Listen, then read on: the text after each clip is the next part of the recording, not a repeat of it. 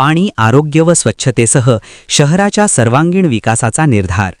इचलकरंजीत महायुतीचा जाहीरनामा जाहीर. इचलकरंजी शहराचा सर्वांगीण विकास हाच उद्देश ठेवून महायुतीतील भाजपा, शिवसेना, राष्ट्रवादी काँग्रेस व मित्रपक्षांचा महापालिका निवडणुकीसाठीचा जाहीरनामा शुक्रवारी प्रसिद्ध करण्यात आला. शुद्ध व मुबलक पिण्याचे पाणी, दर्जेदार आरोग्य सुविधा, स्वच्छता, सांडपाणी व घनकचरा व्यवस्थापन, क्रीडांगणे, उद्याने, महिलांचे प्रश्न सोडवणे ही केवळ आश्वासने नसून आमची ठोस वचने आहेत, असा निर्धार आमदार राहुल आवाडे, भाजपा प्रदेश उपाध्यक्ष सुरेश हाळवणकर व माजी मंत्री प्रकाश आवाडे यांनी व्यक्त केला.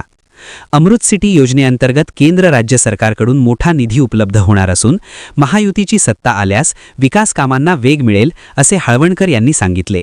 शहरात ई-बस सेवा, शासकीय कार्यालयांना वायफाय, कृष्णा व पंचगंगा जलस्रोतांचे नूतनीकरण व नवीन जलकुंभ उभारणीमुळे एक दिवसाआड पाणी पुरवठा शक्य होणार आहे.